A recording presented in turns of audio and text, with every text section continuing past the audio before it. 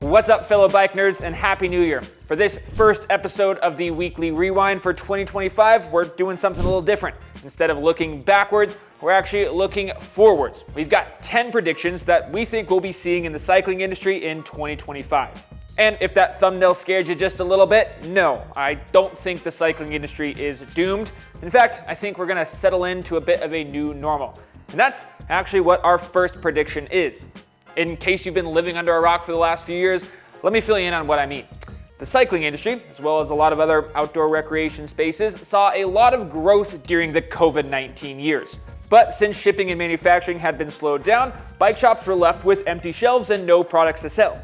Then, as soon as the supply chain was back up to speed, demand plummeted back down as people returned to their normal pre-COVID activities.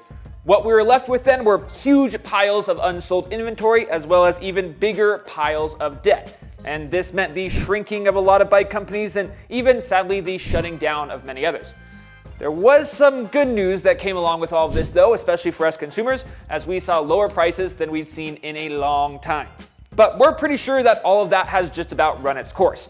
Retailers and manufacturers are finally getting through all of that backed up inventory, and if a company's made it this far, we're pretty sure they're gonna outlast the rest of this storm. This is obviously great news for the industry as a whole, but sadly means that those deep discounts we've been getting used to are about to come to a close. So as soon as this video ends, head over to the 99spokes.com deals page, which I have a link for down in the description, and shop those deep discounts before they're all gone. So remember everything I just told you about the cycling industry beginning to stabilize and, companies being able to breathe a sigh of relief? Well, that's mostly true, but there are some exceptions. And surprise, surprise, those exceptions come down to politics. More specifically, Trump and his proposed tariffs. If Trump has it his way, we could see a 10% increase on all Chinese imports, as well as a new 25% tariff on products coming through Canada and Mexico. If those tariffs do come into fruition, then manufacturers will either need to pass on the added cost to the consumer, absorb that and therefore make less profit, or most likely a combination of both. Some companies that will likely be affected by this are Canadian brands like DaVinci, Rocky Mountain, and Cervelo, as well as many big direct-to-consumer e-bike brands like Rad and Aventon that are manufactured in China. So if you're interested in a bike from one of the aforementioned manufacturers, it might not be a bad idea to pick one up sooner rather than later. Well, I don't know about you, but I think I'm done talking about politics for, really the rest of 2025. So let's move on to our third prediction, which is that companies will continue to consolidate their model range and or use the same frame for two distinct bikes. This, of course, cuts down on manufacturing costs, and hopefully us consumers will have some of those savings passed on to us. It also makes for more versatile bikes. Take, for example, the Trek Madone and Specialized Stumpjumper 15. These bikes were both released this past year, and they merged two existing, more niche platforms. Geometry adjusting flip chips, higher quality components, and improved materials engineering all make this possible. What you're left with is a bike that should be able to cover a wider range of application, saving you from needing to buy an extra bike. But we won't tell your significant other if you want to keep that from them and still work on your N+1 goal. In addition to reducing the total number of models, we also think we're going to see more and more manufacturers reduce the number of sizes that the bike is available in. More sizes was more feasible with metal welded bikes, but needing to make separate carbon molds for 5, 6, or even 7 frame sizes really adds up. Instead, we think more manufacturers are going to be relying on things like geometry adjusting flip chips and headset cups to help riders fine-tune their setups. Speaking of fine-tuning bike fit, another thing that we think is going to be on the rise in 2025 and beyond is size-specific geometry.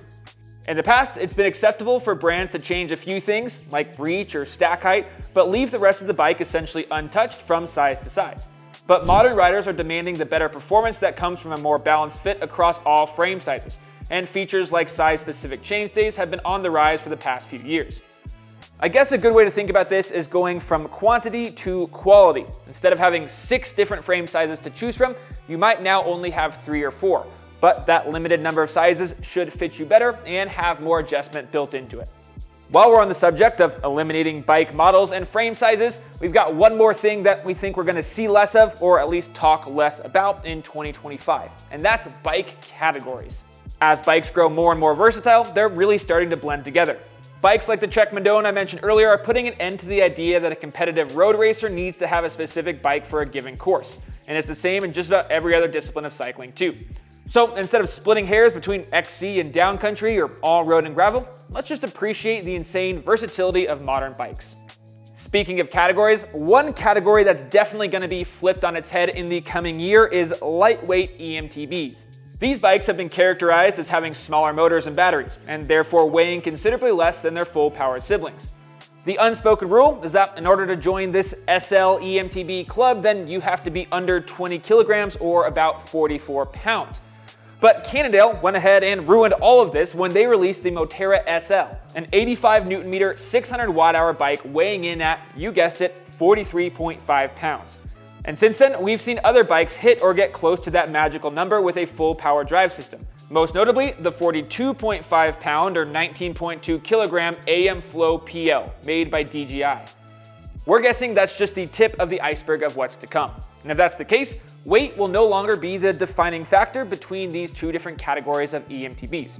And that begs the question, if you can get a more powerful e-bike that weighs the same as a less powerful one, is there still a place on the market for the smaller, more natural feeling drive units like TQ and Fazua? Let us know what you think in the comments. Moving on then from complete bikes and frame design to components. And our seventh prediction is one that all of us made last year and got wrong. And that's that Shimano is going to be releasing a wireless electronic drivetrain. Shimano has always prioritized the quality of their end product over the speed at which it's released. So no one was surprised when SRAM was the first to bring a wireless group set to the market. That said, it's been over 5 years since SRAM released their first wireless drivetrain. And these days, there's even bike manufacturers releasing bikes that can only accommodate wireless shifting.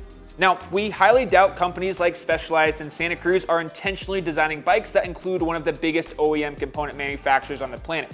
So we're guessing that they've been privy to some information that Shimano should be releasing this any day now. We've also seen leaked patent details of a wireless 13-speed road group set from Shimano. So of all the predictions that we have in this video, I'd say this is probably the one that I'm most confident about and also the most excited about. And you know that the second Shimano does release their wireless group set, we'll be talking about it right here on the Weekly Rewind. So go ahead and just subscribe to the channel right now to make sure you don't miss it. Next, let's talk about tires. And yep, they're still getting wider. We saw quite a few bikes with unprecedented tire clearance come out in 2024, like the Life Elia with 3-inch clearance on a cross-country bike, and the latest Scott Addict RC, which can fit 34mm rubber on a sub-6 kilogram racing machine. There's also been more and more trail bikes hitting the market with 2.6-inch tires spec'd from the factory. The specific reasons and benefits for this increase in size does vary from discipline to discipline, but the overarching idea seems to be that the negative attributes of the larger tires, namely heavier weight, have been more than made up for by their positive attributes. This includes things like improved grip, increased comfort, and even better aerodynamics, which to be honest is pretty hard for me to wrap my head around. So while I'm not saying that there's going to be a resurgence of the 29-inch plus trend or that the next Tour de France will be one on a pair of 2-inch thick slicks, I do think that your next bike will probably fit wider tires than the one you have right now. Our second to last prediction is admittedly more of a wish than anything else, but that is improved dropper post insertion and to some extent dropper post length as well. Just a couple years ago, I remember hearing a Pink Bike editor saying that a bike's dropper post travel should be equivalent to its suspension travel. I think it's safe to say that at this point, we're already well beyond that, and I don't see that changing anytime soon. In order to make longer travel dropper posts available to shorter riders, seat post insertion needs to be maximized. And thankfully, a lot of freshly redesigned frames we saw come out in 2024 have shorter, straighter seat tubes. A great example of this is the Nolly Chilcotin, where the size small can fit a slammed 170mm post. Along those lines, we think more companies are going to be releasing travel adjustable dropper seat posts moving forward. And this is huge, especially as an OEM option, because replacing a dropper on a brand new bike is not only expensive, but it's kind of a pain.